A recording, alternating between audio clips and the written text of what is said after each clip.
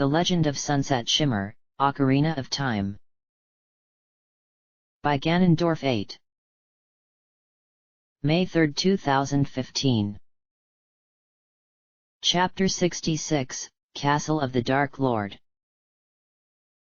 When my vision returned this time, my jaw dropped because of what I was looking at. At first I had no idea what was going on, but I quickly started to understand why she may have gone and done this. If there was one thing which annoyed me about this unveiling, it would be that I had been kept in the dark about it, and for that I feel as though she didn't trust me enough. Standing in front of me was no longer the woman who had been known as Sheik, who claimed to be the sole survivor of the Sheikah tribe, but rather someone who I've been trying to find myself for reasons completely different from Ganondorf. "It is I, the Princess of Hyrule, Zelda," said Twilight. "So you were Sheik this entire time?" I asked. "I apologize for meeting you in disguise, but it was necessary to hide from the King of Evil. Please forgive me," replied Twilight. "Why didn't you trust me enough to let me in on the secret? It would have made things easier had I known the truth, yet it seems I'm someone who isn't really that much of a friend, all because you kept me in the dark. While I can forgive you for needing to do this to hide from Ganondorf, but I can't forgive you for lying, and to someone who has believed in you since we first met. You probably have a lot of guilt right now in your heart, but don't let it get to you, because allowing emotions to get the better of you will only cause trouble," I said. "Yes, you have every right to be angry with me because of what I have done," said Twilight. "I'm not angry with you, yet I feel betrayed," I said. Deep down in my heart, I was going to forgive her actions because she had no other choice but to resort to deception, yet she could have done things differently. Had she decided to meet me as she is, I probably wouldn't be as mad as I am, but that would have done her no good because it would have attracted the attention of the evil king. At the same time, I'm really impressed that she decided to go with deception just to avoid him, and she managed to make it last for all these years. Somehow though, I have a feeling Applejack had something to do with this. Twilight is a lot of things, yet being a ninja isn't one of them, so she was probably taught the ways of the Sheikah by someone who is an expert. Applejack did say that Twilight was going to explain things to me, but she may not even want to now because of how I've reacted. "I know that you feel upset, yet I am hoping that you shall forgive me when I have explained myself," said Twilight. "What kind of story do you have to tell me?" I asked. "On that day, 7 years ago, Ganondorf attacked Hyrule Castle after murdering my father, and slaughtered the entire royal guard save for the sole exception of the captain, Shining Armor, who survived a near-death experience.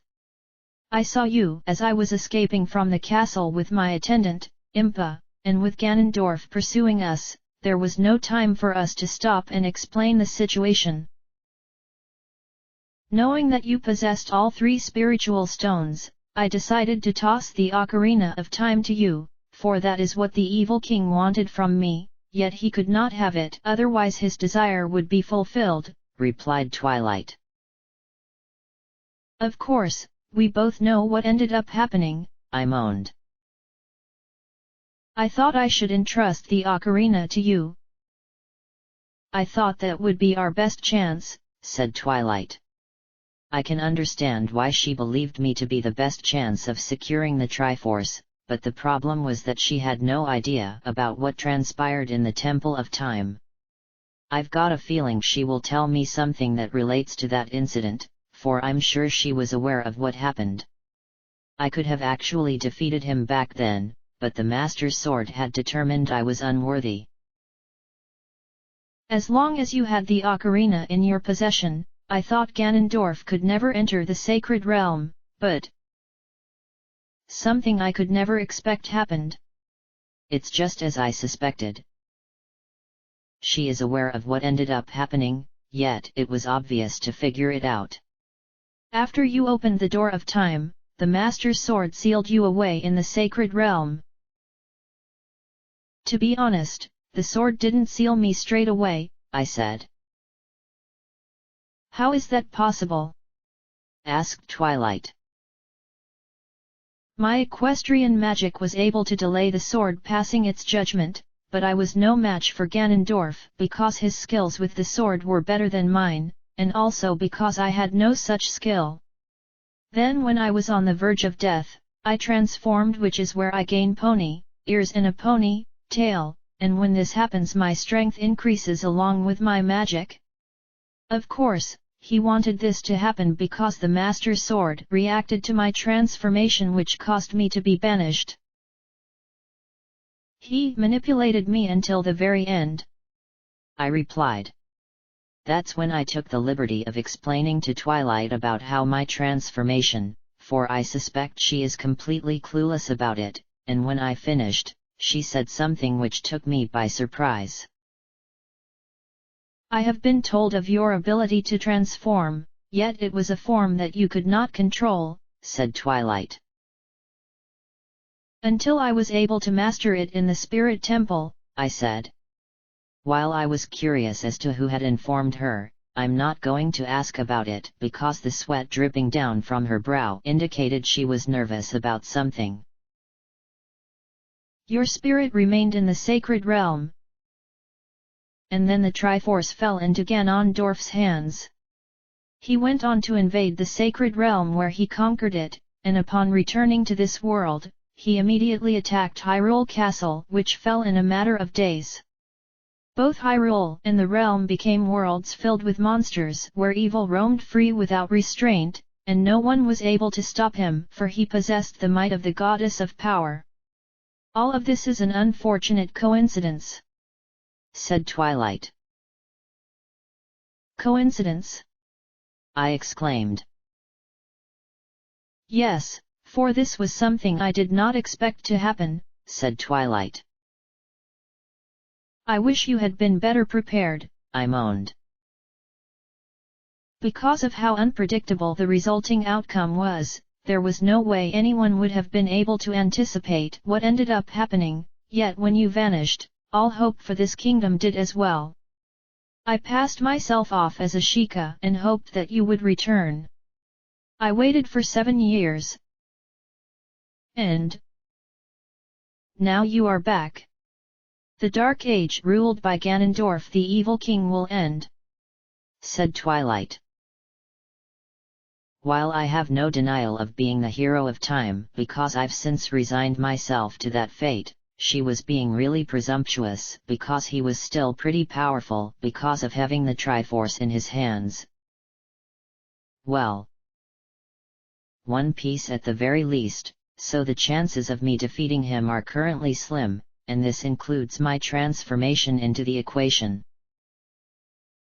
I guess Twilight is thinking this way because Hyrule has ruled by an evil tyrant for 7 years, so the people desire a return to the peaceful existence they had before.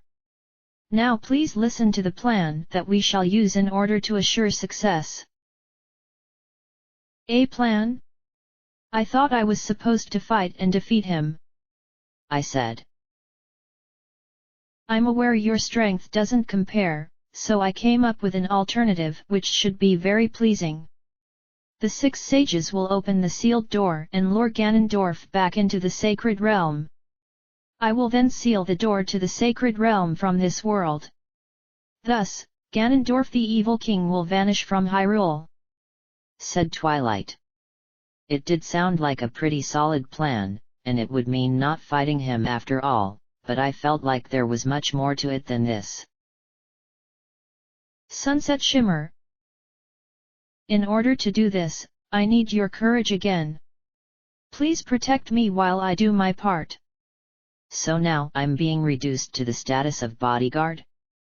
I've never actually done this before, so I hope she doesn't find me too lackluster in that department, but I suppose all I can do is my very best, and hope that I don't screw things up. And how do I protect you? I asked. I am glad you asked me that question, Sunset Shimmer. I noticed that you have quite a magnificent bow with you, and I can also see that you have both the fire arrow, and the ice arrow, which are two of the three magic arrows which exist in Hyrule.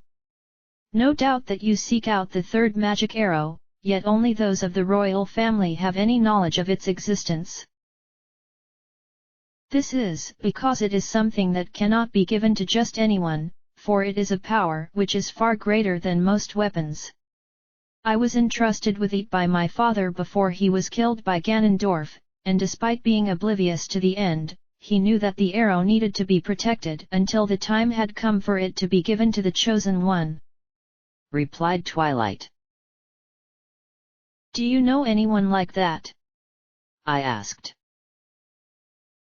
"There is no need to be so modest," replied Twilight. "I wasn't trying," I said. "Sunset Shimmer, you are one of the chosen ones who wields a piece of the sacred Triforce, and that makes you worthy of wielding the final magic arrow. So now I present unto you a weapon that can penetrate the evil king's defenses. The power given to the chosen ones. The sacred arrow of light," said Twilight. She then raised her arms where it looked like she was creating some kind of barrier around herself, and this looked really odd to me, because why do something like that in here where it would do no good? Then another blinding flash appeared before me, prompting me to cover my eyes otherwise, but this one didn't last very long. When my vision returned, I could see something floating above Twilight's head, and it turned out to be an arrow surrounded in yellow crystal. It then floated down into my hands where it landed, and my expression was one of happiness. "So this is the third magic arrow?" I asked. "What you now hold in your hands is the light arrow, which shall power up your regular arrows when you place this effigy onto your bow. The magical power that is consumed by this weapon is twice that of the other two, but the light of justice shall destroy evil, for these arrows are very effective against anyone who draws their power from darkness itself. I know you will use this gift wisely, Sunset Shimmer, for this will allow you to keep Ganondorf at bay while we enact our plan to seal him away," replied Twilight. It felt weird hearing her explain to me what the light arrows do, as that is usually handled by Spike, but he chose to remain quiet because he wanted the princess to explain every last detail. It was at this point where I finally forgave her for lying to me, not because of the gift, as that would be petty of me, but rather for finally stepping up where she needed to, especially when she didn't back in the past. Upon putting this new magic arrow away in one of my pockets, the temple suddenly began vibrating as though we were experiencing an earthquake. Everything was shaking, and it even looked like the place was going to fall down on top of us at any moment. "That rumbling! It can't be!" exclaimed Twilight. "What's going on?" I asked. "It appears that the ancient sage was right after all.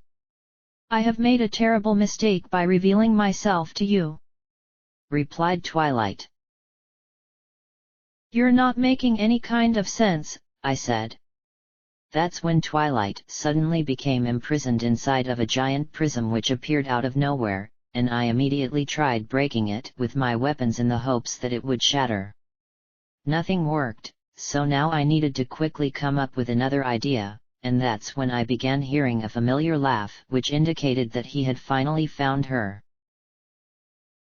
"Princess Zelda! You foolish traitor! I commend you for avoiding my pursuit for 7 long years," said Tyrek. "Ganondorf!" I exclaimed. "And here is the other piece of the puzzle, which involves the unification of the Triforce. It appears you've become a lot stronger, kid, and for that you have finally become worthy enough to be a considerable threat. I was often informed of your progress across my kingdom by my mothers, and suffice to say that was the only thing they ever managed to do properly. All of my servants were unable to kill you, and even my own mothers ended up failing, thus proving they were weak in the end. I shall not mourn such a loss as they were worthless to me, but I suppose your success was not the result of your own skill," said Tyrek. "You don't love your own mothers?" I asked.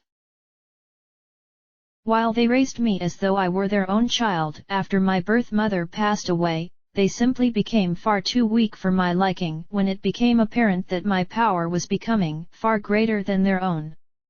Thus, I gave them the spirit temple where they could live and study stronger magic in the hopes of being useful to me for something.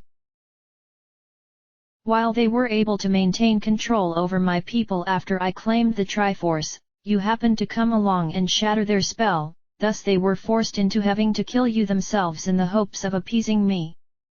If there was one other thing they did right aside from keeping me informed, they were able to put Naburu to good use by brainwashing her into becoming my obedient servant even though she had to become a monster to do so," replied Tyrek. "I can't believe you would say all of that," I said. "Do you intend on showcasing the inner rage that dwells within you, kid? I should hope not, for you would not want to lose control, and be forced to transform into an uncontrollable creature whose only instinct is to fight," said Tyrek. At first I felt shocked that he was aware that I could transform, but then I remembered he witnessed it when I fought him in the Temple of Time 7 years ago. Those words of his were really infuriating me, because how could have treated his own mothers as nothing more than cannon fodder?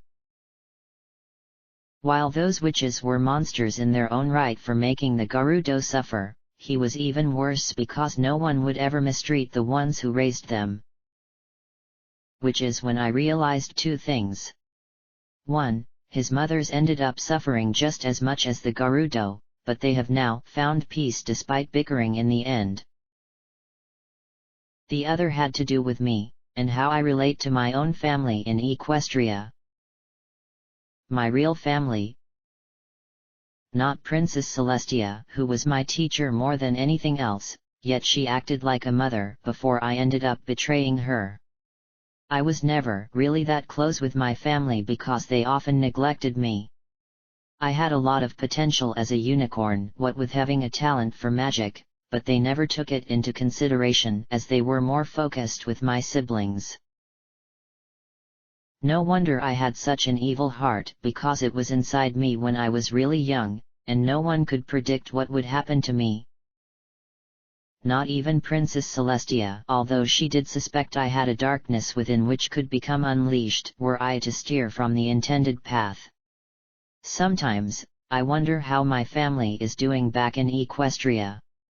I mean, I wouldn't visit them for it's probably been years since I last saw them, and they may not even realize where I've been since I went into self-exile. You would think they would have inquired about my absence by addressing it to Princess Celestia, yet I haven't spoken to her after I left. Perhaps when this is all done, I should ask Twilight what she thinks, for I know she can bring it up with her. This reminiscence into my past kept me from losing control of my emotions, for being miserable in this instance is better than being filled with a desire to get revenge, and it must have worked because Ganondorf didn't do anything in response. "I'm not going to lose control that easily," I said.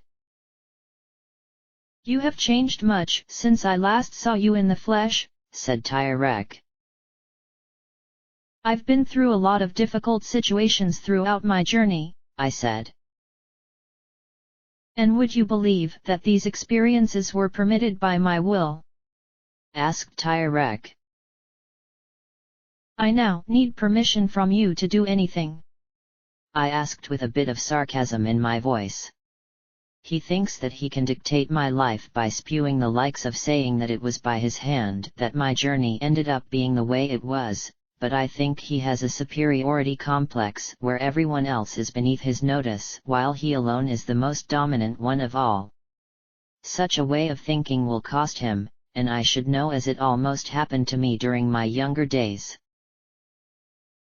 Such a sharp tongue you possess, kid, yet it's a shame that your mind isn't as sharp, for you would have realized from the moment you returned to Hyrule that I have been manipulating events from behind the scenes. Even though Princess Zelda continued to elude my efforts at finding her, I continued with my search hoping one day she would reveal her location, and now that day has come all because of providing a hands-off approach," said Tyrek. "What do you mean?" I asked. "Zelda did well to disguise herself as a Sheikah, and aid her people in a secretive manner, so for that you've earned top marks, child, but you let your guard down. I knew you would appear if I let this kid wander around." "Yes, I allowed you to carry on with your quest to awaken the sages, for I knew it would all lead to this moment." "Had I been aware of her location much sooner, you would have killed a long time ago," replied Tyrek. My jaw then dropped upon realizing that my actions ended up with Twilight being caught in this horrible situation, but I can't really be blamed, for I had no idea this is what he was planning. Ganondorf was taking a huge gamble, but his bet has paid off, which means he had complete control. "You must think yourself pretty clever, hey?" I asked. It was obvious that the land being restored to normal would lure out the one person who is seen as a shining beacon of hope, and now she is at long last right where I want her, which makes things so much easier for me. You may not realize it yet, kid, but this prism does more than simply ensnare someone within its crystal form. Rather than me explaining it to you, I shall let you witness what shall happen right about now," replied Tyrek. Suddenly, the prism started to glow, and Twilight screamed as though she were in a lot of pain. Then she went completely stiff, as though the prism had somehow frozen her on the spot. My reaction was one of pounding the prism in the hopes of smashing it to pieces, but I forgot that my weapons did nothing to it before, so why would my hands work? "Do not waste your strength, kid, for you do not have the power to shatter this crystal, and even if you did possess the means, would you risk her safety?" "No, I wouldn't do something that crazy," I replied. "I didn't think you would, because you are much more honorable than that," said Tyrek. "Don't believe this is going to stop me, for it's just a setback," I said. "How amusing to see you struggling when you don't even know what you're doing, but I suppose this is to be expected given how you've come such a long way since awakening from your slumber. I originally believed that my phantom would have fulfilled its task of killing you, yet you managed to overcome my ghost through numerous factors playing their respective roles, yet there was one circumstance which I didn't take into consideration," said Tyrek. Before I could make any kind of response, the prism started to float upwards towards the ceiling, so my chances of rescuing Twilight were getting slimmer by the minute, but I still had a chance because there was no way she could leave the temple. "My only mistake was to slightly underestimate your power, kid. No. It was not your power I misjudged, it was the power of the Triforce of Courage." I guess this was all the proof I needed that destiny had chosen me to wield one of the 3 pieces of the Triforce, yet I still think I'm the wrong person. In any case, the situation was getting worse as I needed to do something to save Twilight, but then Ganondorf decided to speak again, thus further taunting me. "But, with the Triforce of Wisdom that Zelda has, when I obtain the one she possesses and the one that is wielded by you, kid, then, I will become the true ruler of the world." "Why do you have such an obsession with power?" I asked. "Power is the one force which drives everyone to want to become better, and that even includes you, kid. You may try to deny it all you want, but deep down you have the desire to want even more power than what you already have," replied Tyrek. I once thought that way, but I've since changed my opinion, I said. The urge shall always remain with you no matter hard you try to move on. Once you have had a taste for power, you always crave it even when you try to repress such a desire, for it is a yearning that must be embraced, and not rejected. I am certain you will come to understand what it means to have power. If you want to rescue Zelda, come to my castle. I have been waiting 7 years for the chance to kill you myself, and for that I am glad my servants all failed. This now gives me the opportunity to show you just what power can do should you choose to embrace it, said Tyrek. He then started to laugh where it boomed across the Temple of Time, and when I looked up at the prism, it suddenly disappeared, which means she has been magically teleported to his castle. Once Ganondorf's laughter subsided and the eerie quiet from before returned, I knew where I needed to go next, and I'm hoping my emotions don't end up causing me to transform in the wrong fashion. We need to rescue Princess Zelda, said Spike. And that means finally going to his castle, I said. It won't be a pretty sight considering what used to be there, said Spike. Before we go, I do have one question which I need answering because of what he said to me, I said. What's that? Asked Spike. Ganondorf said that anyone who experiences a taste of power always want to have more, yet I didn't think that was even possible considering a change in perspective should be enough to dissuade you from wanting to go back, I replied. That is not necessarily true, Sunset Shimmer, and what the evil king said does make a lot of sense, which makes me feel bad that I'm actually agreeing with him. When someone acquires power for the very first time, there is a strong possibility that they will become corrupted. If this were to happen, they become obsessed, and have a desire to want even more strength. They have no limit as to how much power they want so long as it can be achieved. They don't even care for those all around them, as power is the only thing which matters to them, and it becomes a drug, if you will, in their mind. If they go without the drug of power, it can cause a serious relapse where they will resort to extreme measures just to get what they want again, said Spike. What about me? I asked. In my case, I was corrupted by a future image of myself as an unicorn, and it was when I read from that book of dark magic did I first acquire a taste for power. I had no control over my actions from there simply because I wanted power no matter who I had to tread on just to get it. Just knowing this makes me really hate myself for what I did, but that's in the past as I don't have those urges anymore.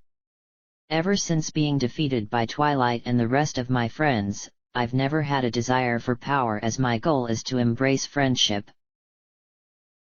You may have broken free from the corruption, but I wouldn't say you were completely free, replied Spike. Does that mean I could suddenly desire power again? I asked. Once you're corrupted, you acquire a taint. It does mean that you become immune to other factors which can affect others, but you could get the urge that used to define who you were. Just because you've changed doesn't mean things will get better on every facet of your existence. I'd say it will take several years or so before you can get rid of the taint for power, yet it means not succumbing under any circumstances, otherwise you will go back, and I don't think you'll be able to escape again, replied Spike. If that were to happen, I'd end up being just like Sunset Demon, and that is the kind of person she wishes for me to be. Ganondorf must know that I used to want power in a similar vein, so he could use that to his advantage, which makes defeating him that more difficult. If I don't get myself killed in his castle, then I'll become just as evil as he is due to being corrupted with the desire for power. Speaking of the she-demon, she mentioned back in the Spirit Temple that she plans on facing me one last time, yet I don't really think it's the best idea considering Twilight needs my help. Sunset Demon is waiting for me in the castle, I said. I'm surprised that she can still do anything given what you did to her, said Spike. The wound I inflicted didn't kill her, but it did leave her feeling weaker. I don't know if she will survive long enough to pose a serious threat, but if she does then I'll have no choice but to finish things, I said. Despite all she has done, killing her would leave a foul taste in my mouth, and make me no better than her in that regard. I am not a cold-blooded monster who enjoys tormenting others, but rather I prefer to avoid having to fight, as there are other ways which can be used. Granted, I have defeated a great deal of monsters throughout my journey without relying on peace, but then they did attack me first for the most part, giving me a right to fight back against them. I'd rather not destroy Sunset Demon, as that would make me just like her, so I'm hoping she is on her last legs.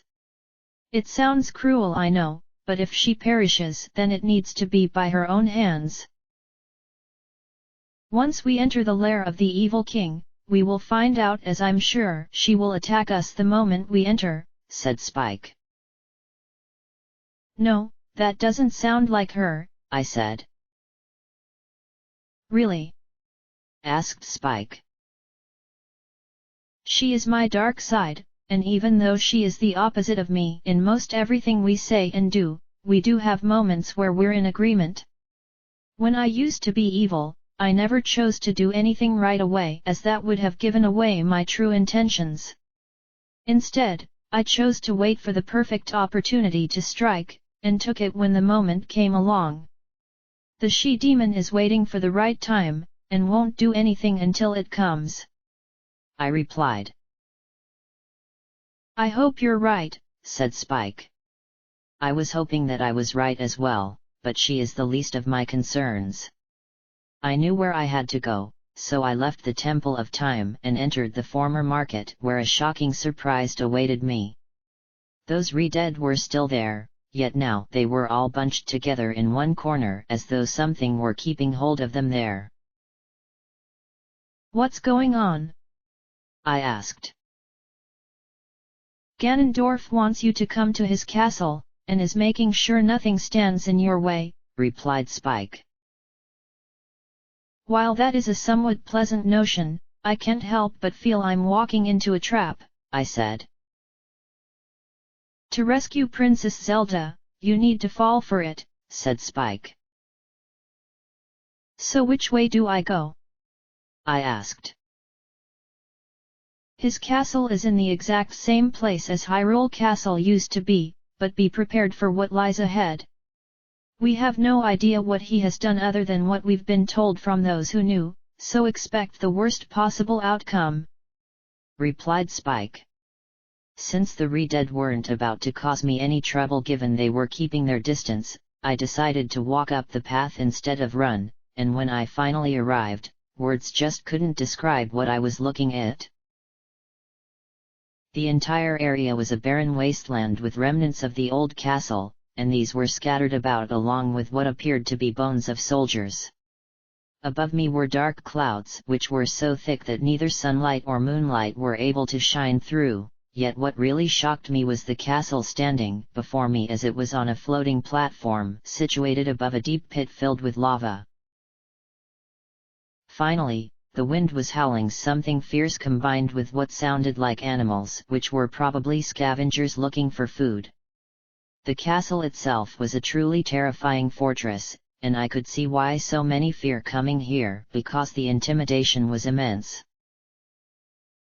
Spike? What has happened here? I asked. This is the result of Ganondorf's desire to conquer Hyrule, replied Spike.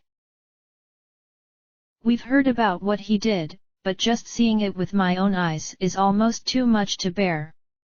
Right now, I don't even know what emotions would work best in this situation, but I'm definitely not angry about it, so you don't need to worry about me suddenly transforming due to rage, I said. Do you feel sad? Asked Spike. A little because such a beautiful place had to be destroyed, but in truth I feel pity towards Ganondorf, and let me explain this position before you say anything. We've both seen what the desert region of Hyrule is like, and we've heard from the Gerudo about how their living conditions are pitiful compared to the other tribes.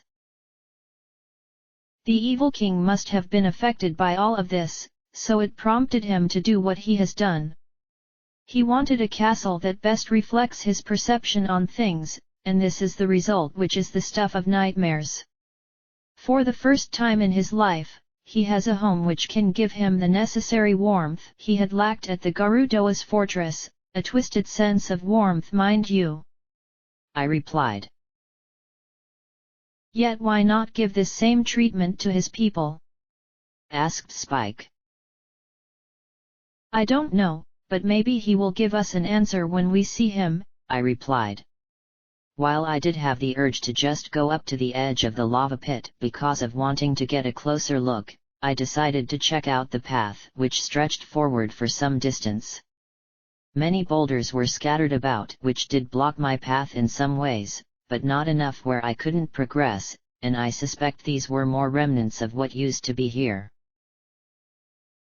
Just walking around here is scaring me because those winds howling about aren't doing me any favors. It's like everywhere else is full of color and life, and this area is completely dead. An eternal emptiness where nothing can sustain itself. It was truly a morbid scene if I ever saw one, for I had never seen anything like it in my entire life. I know that Equestria had its share of tyrants over the centuries, yet none of them had ever gone and done anything like what was all around here. As I was looking at the lack of color, I failed to notice the giant stone pillar in front of me, and I walked right into it face first, which felt extremely painful. That must have hurt, laughed Spike. Of course it did, because this thing is a giant pillar of rock, I moaned. Be glad you chose not to run, otherwise your face would look a lot worse, said Spike. It's my fault for being careless, and ignoring what was in front of me, I said. Looking straight up, I saw how big this rock pillar was, and it was certainly intimidating for what it was, yet it looked out of place compared with everything else around here. It then dawned on me that this is where I learned my first magic spell from a dojo 7 years ago, so could her fountain still be here? It would be a miracle if it were true, because I could do with some help, but maybe I'm just being delusional. Spike, do you remember what this area of the castle once was? A great fairy lived here 7 years ago, replied Spike. That's too bad, as I could have used her help, I said. I can sense fairy magic coming from behind this pillar though, said Spike. Then either she is still there after all this time, or another version of her has taken up residence.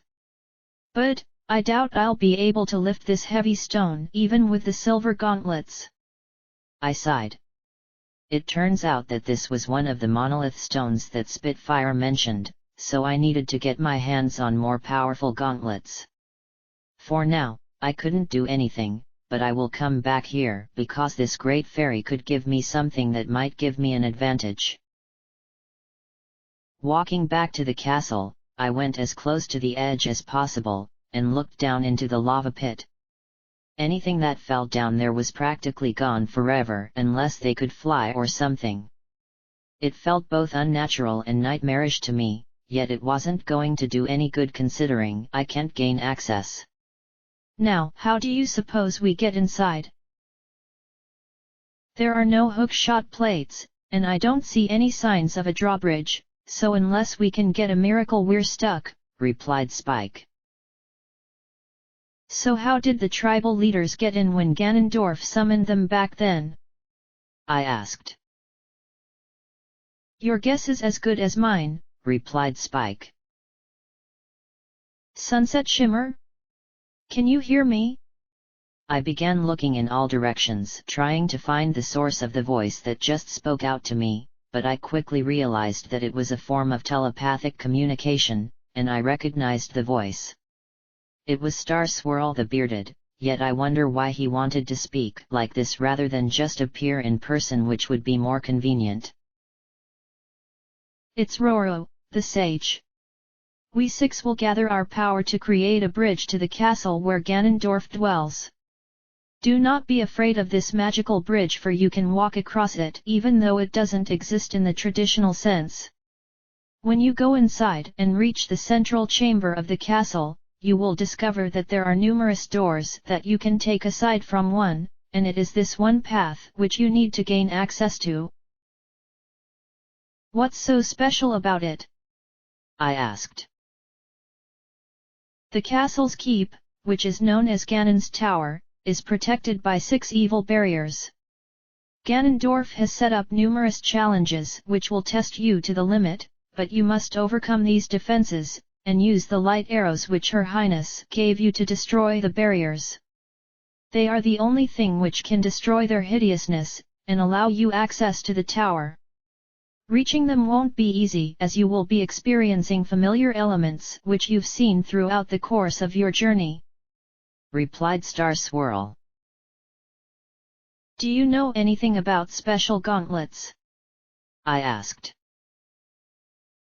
I have heard that the evil king once found a rare treasure which he originally planned on keeping himself, but ended up abandoning that idea when he realized that he had no need of it, so he locked it inside of a chest where the shadows look as though they could be hiding the truth, replied Star Swirl. It sounded like he was trying to give me a hint, but chose to be rather cryptic about it. Wouldn't Ganondorf's castle consist almost entirely of shadows because of the darkness? In any case, I need those upgraded gauntlets if I'm going to be getting anywhere, yet it makes no sense as to why he would hide such a valuable treasure in his own castle. If anything, his best action would have been to throw them away, thus preventing me from gaining access to his tower, but then again he wants me to face him. There's also a great fairy's fountain outside of the castle, I said. You must find the means of seeing her, for I am certain she will grant you a power which will make your journey through the castle a safer one, said Star Swirl.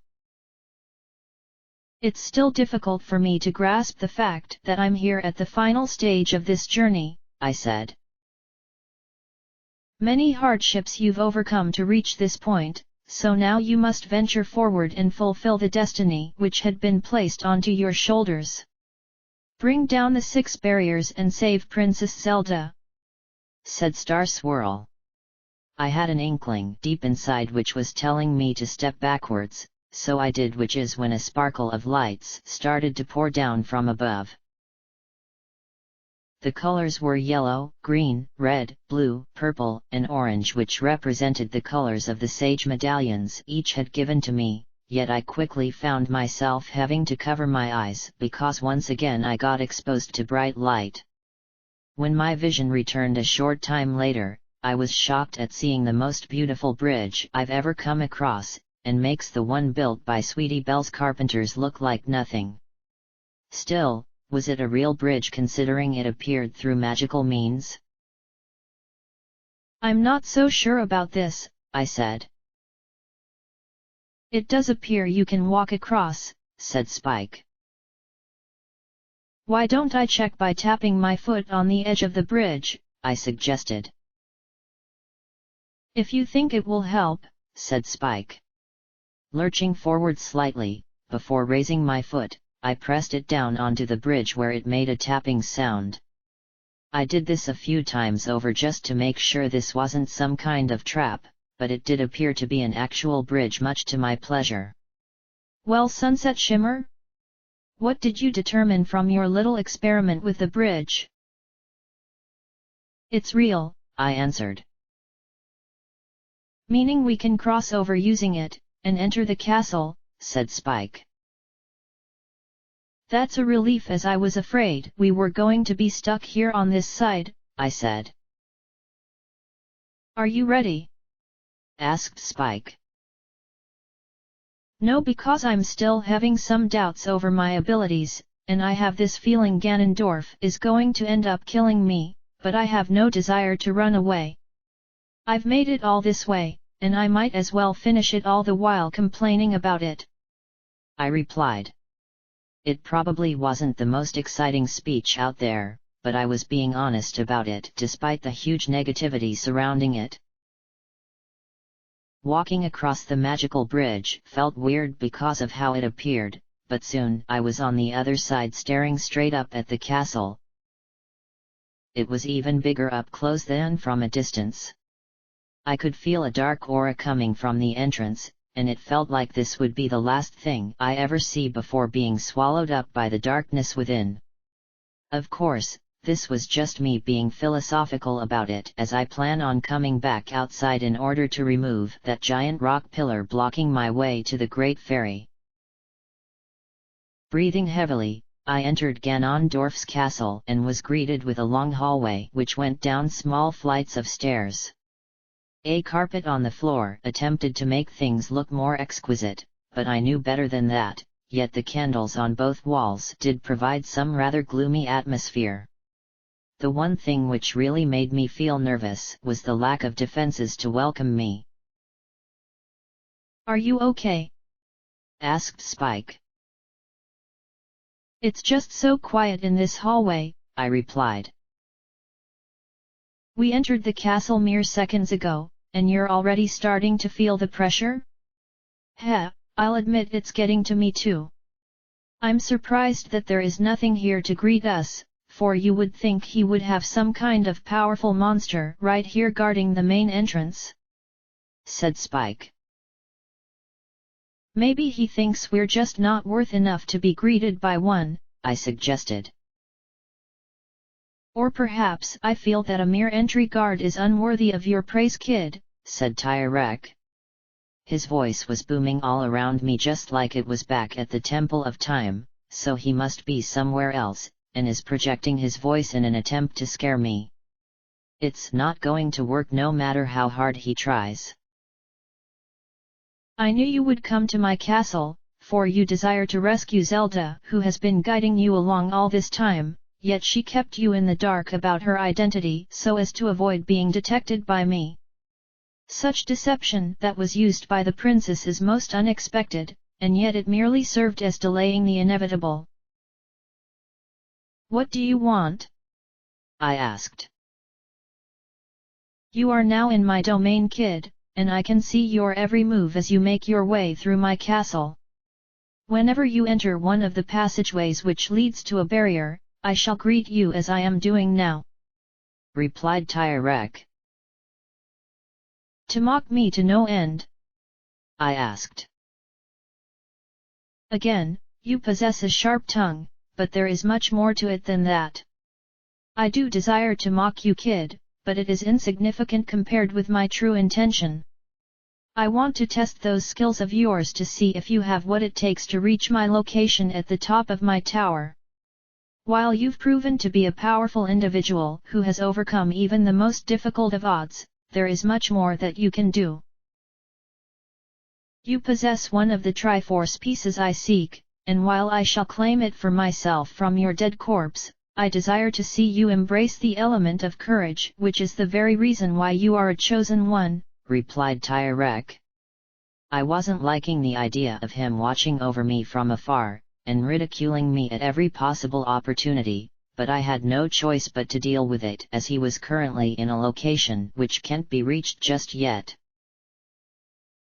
I did feel miffed about him claiming that he wants to test me to ensure my worthiness of having the Triforce of Courage, but then is that how I succeeded all the time? It wasn't my equestrian magic or my own skills, but rather an ancient relic that gave me all of those victories? I'm not sure what Ganondorf may be playing at by suggesting it, but a golden triangle doesn't make you the kind of person you want to be, and I had every mind to tell him. "Having the Triforce isn't everything," I began. "And what would you know?" asked Tyrek. "I got this far using my own skills and my magic, and not with some kind of ancient relic which instills a specific feeling. I feel sorry for you, Ganondorf, as you've become too dependent on the Triforce. I don't really care about this whole chosen one rhetoric you have associated with me and the princess, for I know better than to believe that possessing the power of a goddess is what enables me to succeed. If I were in a much different mood, I'd just give this triangle to you, but that would be a stupid thing on my part. You're only as strong as you are because of holding the Triforce of power for years, yet I believe you're just half of a man for being so dependent on using it. Without the strength of a goddess, you aren't really that much stronger than me, I replied. The brief silence which came before Ganondorf responded was eerie, for I was expecting him to be completely irate about what I had just said, and then he responded using a calm, collected voice. Such a bold statement from you, kid, said Tyrek. You're not angry? I asked. Oh, I am infuriated to no end, for what you just said shall end up costing you your life when you reach me. If you can, that is. I am going to enjoy torturing you with my power, which was already immense even before I claimed the Triforce of power, and I shall prove that my strength is real even when augmented with the power of Din. By the time I am finished with you, kid, you'll wish you were never even born, replied Tyrek. His voice then faded away, allowing me to focus on what I need to do, but perhaps I may have gone a little too far in taunting him. Even though I wanted to prove that having something like the Triforce merely serves as a crutch, apparently he took it as an insult to his integrity, and was determined more than ever to make me pay for my insolence. Do you think I went a little too far? I asked. I would have said most of the same things, but I would have held back a little because of knowing how strong he really is. You were really brave for speaking up against him, but it may make our progress more difficult now as he wants to see you dead. If you were expecting an easy time, then you can forget about it, replied Spike. In my mind, I cursed myself for having gone too far with my own brand of insulting, and now I'm paying the price, which means I'll need to watch my back at all times in case something tries to kill me. Knowing there was nothing else I could do other than accept my blunder as being a bad decision, I started to walk forward, where I got to see just what kind of decor was featured in his castle. The colors were dark, which represents his evil nature, and the candles lighting the way reminded me that this was a castle where darkness abounds. My vision was also limited, so there was no way of knowing what was in front of me until I literally am on top of it. Eventually, after walking along which felt like forever given how long the hallway turned out to be, I found myself at a door, yet there were two BMOs on either side serving as sentries. If you can run past them, we can enter the door which should lead us to the main area of the castle, said Spike. But why place two BMOs here? If he wanted to be taken seriously, wouldn't he have placed something more dangerous to attack anyone who wanted to infiltrate his castle? Like, say, having an iron knuckle blocking the way, and it needed to be defeated in order to unlock the door, which would be sealed shut with iron bars. Now, I wouldn't want to experience anything like that personally, but I'm just saying that's all, I said. The idea behind this is to provide a false sense of security to those who come here, said Spike. So you're saying the real challenges await further on? I asked. You fell for the obvious trap which Ganondorf placed here, and that was falling under the assumption that his castle would be an easy thing given how his first line of defense is merely two BMOs.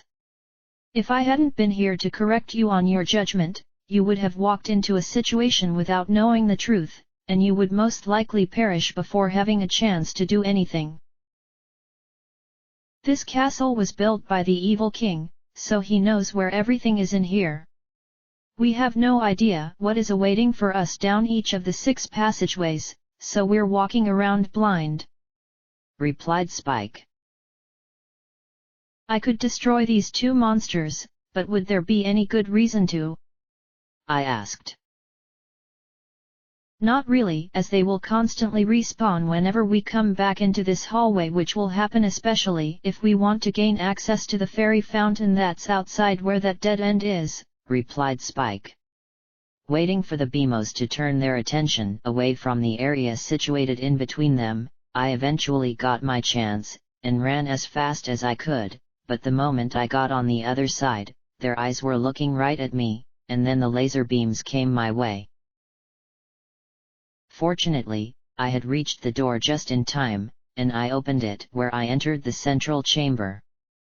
Right away, I could see an entrance in front of me which was made to resemble a hideous-looking skull as a means of intimidation, yet I could barely make out some kind of magical barrier blocking the way forward. In order to proceed into the tower where Ganondorf is waiting at the top, I had to destroy the 6 barriers which prevent me from entering.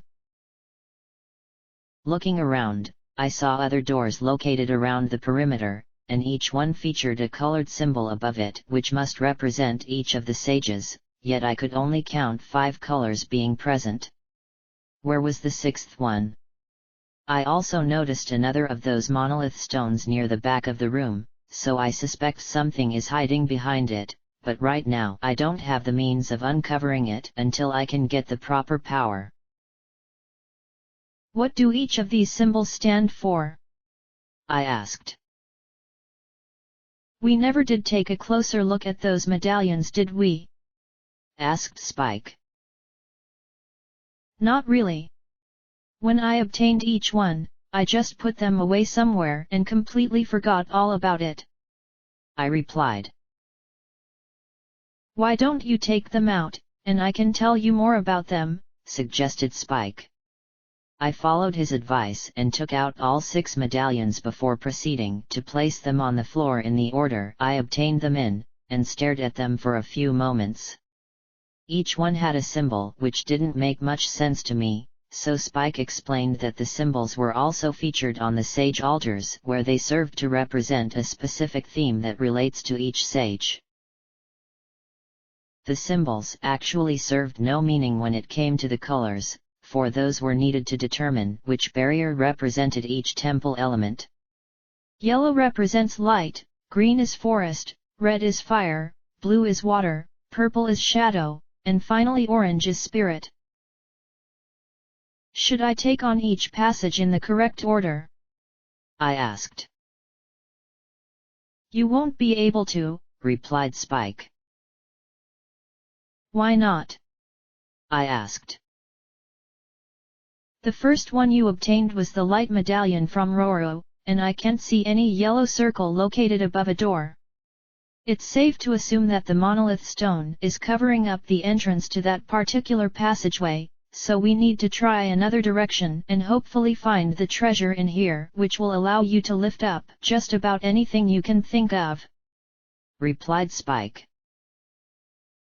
"Didn't Star Swirl mention something about it?" I asked. "He said we needed to search the path where the shadows could be hiding the truth from us," replied Spike. Even though I didn't get the chance to learn every last facet about the most powerful unicorn Equestria had ever known, I do recall a lesson Princess Celestia taught me, and I am so glad that I remember it so vividly. Star Swirl was known for being rather eccentric in nature, not to mention having a cryptic tongue in that he enjoys posing riddles for people to try and figure out. He never liked telling things straight, so instead he goes with an impractical approach, all for his own personal amusement. A place where shadows can hide the truth. It took me a few minutes before I figured out what those words meant. The truth was an experience I encountered in the Shadow Temple, and I needed to uncover secrets using the lens of truth. "I know where we must go, Spike," I said. "I'm not surprised that you would figure it out given how you've been solving such conundrums without my help. It's a sign that you've really gotten stronger both on a physical level and a mental level." The emotional level is still a work in progress though, said Spike. I really need to work on that one. Anyway, we need to go down the passage which relates to the Shadow Temple, I said. The Shadow Medallion was purple in color, so look for a door that has a purple circle above it, said Spike. I immediately looked to my left and right hoping that the door in question was nearby, yet these had a green and orange circle above them. Walking to the right because it felt like the right way for me to go, I went down some stairs which lead to a door with a blue circle above it, yet this still wasn't what I was looking for, so I kept on going up a flight of stairs until I came to another door. This must be the right one, I said. It has a purple circle on top which displays the symbol etched onto the Shadow Medallion, so if you enter this passage, we should eventually come across the chest containing what you need to lift those monolith stones, said Spike. Upon opening the door and going into the next room, my jaw dropped because it looked as though it kept on going without ever ending. There was a platform off in the distance with two smaller ones on either side of me, but a slightly less distance. One had a small treasure chest while the other had an unlit torch, so it looks like I'll need to use a fire arrow. There was a green bubble flying around in front of me, so perhaps I should take care of it first before doing anything else. Taking out the fairy bow, I aimed carefully at it, and waited for its fire to disappear. When it did, I fired several arrows where the last one hit the target, destroying it, so now I needed to figure out what to do next. Before I could do anything else, Ganondorf's booming voice came out of nowhere. So, you have entered the passageway of shadows where illusions exist, or perhaps everything is real and you aren't yet aware. I am hoping you do not plunge into the abyss below, for if you do then you will surely perish. If you are worried about the Triforce of Courage becoming lost alongside you, know that it shall merely leave your corpse, and attempt to seek out another who can claim its power. If no one is worthy enough, then it shall seek out the nearest being who already wields one of the remaining pieces, said Tyrek. Either way, the piece I have will end up finding you, I said. There is much about the lore of the Triforce which eludes you, kid, said Tyrek. Perhaps, but it's not something which appeals to me as I have other things on my mind, I said. That does not concern me in the least, for my aim involves collecting the remaining pieces until all of them are mine. For now, kid, you should be worried about crossing this abyss of darkness, but I am certain that you shall be able to light your way considering how resourceful you can be. I shall leave now, for no doubt you wish to concentrate on surviving, said Tyrek. It sounded like he was giving me a hint as to what I needed to do, but what was the point of doing so? Lighting that torch should get us across somehow, I said. Does the lens of truth reveal anything? Asked Spike. Yes, I should use that first just to make sure there are no hidden traps, I replied. Raising the lens to my eye and looking through it, I could see nothing being revealed by its magic, so the torch was my means of getting across to the other side of this chasm. I was tempted to go for the chest, but chose to ignore it as it probably contained a small amount of rupees which won't do me any good right now. Switching to the fire arrows by placing the charm onto my bow, I fired an arrow at the torch which made a series of crystal-like platforms appear, which was my way of getting across. Knowing that I didn't have much time before the platforms disappear, I quickly made my way over and into the path of a like that attempted to swallow me, but I jumped slightly to the side and avoided it. Even though I did see that thing in front of me as I ran across, I don't like the fact that it was placed on a platform which I needed to reach. Remember to keep your distance, otherwise you'll be losing your tunic, said Spike. I have no intention of being swallowed up again, I said. The moment it turned around, I used my fire magic to burn it to ashes because I now have a pathological annoyance when it comes to likes. As soon as it was gone, I looked at the next section of the room where I could barely make out a door at the other end. I'm going to take a guess and say that what we need to destroy is located in the next room, but how do I get across this much smaller gap between platforms? You could try lighting up that torch again and see what happens, or you could switch to the hover boots, and attempt to cross that way, replied Spike. I need to conserve my Hylian magic because I don't want to use these blue potions unless absolutely necessary, I said. Considering we have a long way to go in order to destroy the barriers, using the hover boots for such a small gap would be the best way to approach this. Before you switch over to them, perhaps you should look through the lens of truth again, as I'm certain there are some invisible platforms in this passage. It wouldn't be a true representation of the Shadow Temple without something we can't see under normal circumstances, said Spike. Holding the lens up to my eye again, I could see a winding path which looked rather thin going up to the door, but aside from that there was nothing else that looked out of place. Switching over to the hover boots, and taking a running start, I barely made it onto the next platform where I could see the other side more clearly. There was another unlit torch which could make those crystal platforms appear again, but then there was one located slightly below with a switch on top. I suppose I could try to hover over and land on the platform, but that might not work because these boots lack any traction, and I'm sure to die if I were to plunge into the abyss below. I want to activate that switch and see what it does, I said. It could unlock the door ahead of us, or do something else altogether, said Spike. What's strange is that we haven't seen a large treasure chest, and we're almost at the end of this room, I said. Maybe the treasure isn't in this area, suggested Spike. Star Swirl would never say anything that is false even when he is being cryptic, I said. Using the fairy bow, and firing a fire arrow at the torch caused a few crystal platforms to appear which would allow me to reach the switch below.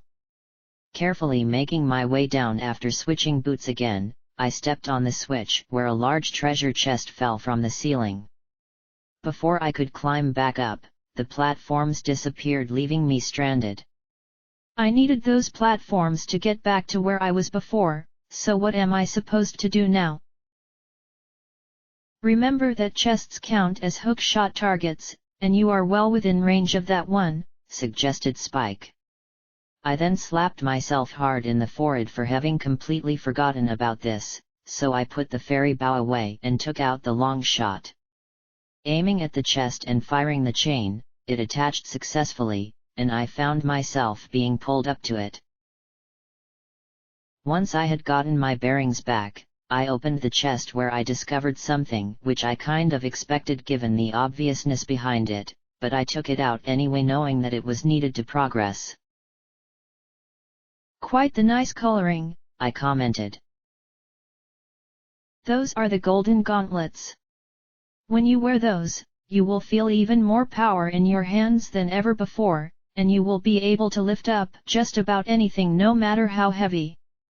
It does mean leaving those old gauntlets behind because these ones are even better, but perhaps you should keep the silver gauntlets for sentimental value.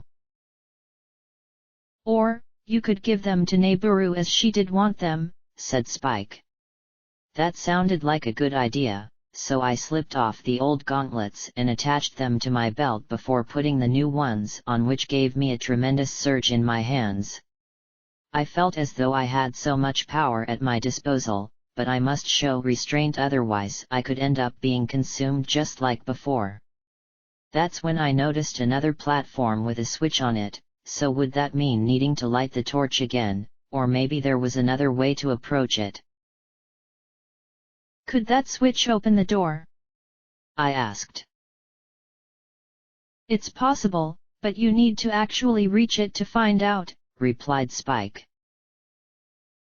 The lens of truth might work, I suggested.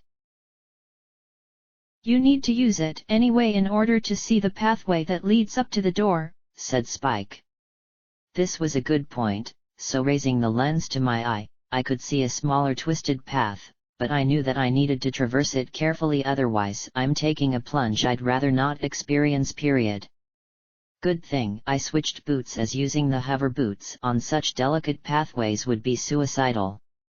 Walking slowly along the path until I reached the switch, where I discovered that it was rusty. This meant I needed to use the megaton hammer, which hasn't seen much action these days, but that's because I haven't found it useful outside of the fire temple. It would have been my ideal weapon, but then I started to use the master sword, and now it has become my main means of attacking without using magic. Taking out the hammer and slamming it down onto the rusty switch, which activated it, unlocking the door in front of me. From there, I had to slowly make my way back to the platform before walking across the other pathway, all while holding the lens in one hand, and I hope that I don't accidentally drop it into the abyss, as that would be the biggest blunder of my entire life. When I reached the door and opened it, I entered a room which was essentially a dead end, yet some kind of weird object was standing in front of me. Is this the barrier? I asked. It does appear to be, replied Spike. I wasn't expecting anything like this, and the noise it's giving off makes me feel agitated, I said. You need to destroy it using the light arrows, but maybe you should investigate first? There could be an easier way to destroy the barrier without needing to consume your magic power, suggested Spike. The barrier looked harmless enough, at least from my perspective, yet something about it just seemed odd to me. Why was it just here without anything to protect it? Unless it has some kind of defensive measure which could cause me a lot of problems. I was thinking of touching the barrier, but I quickly got that idea out of my head, as that would be just plain stupid on my part. Ganondorf didn't mention anything about it, and for that matter Star Swirl had nothing to say either, so just what should I do? There could be an easier way, but using the light arrow does appear to be the intended method, so I took out the fairy bow, but then something suddenly hit me from out of nowhere. I had no idea what happened, but it was a pretty strong force which caused me to buckle down to my knees. A shadow appeared behind me, and that meant I had fallen foul to the she-demon, which now gives her the opportunity to finish what she had started. To be continued. Chapter 67, Dark Trials.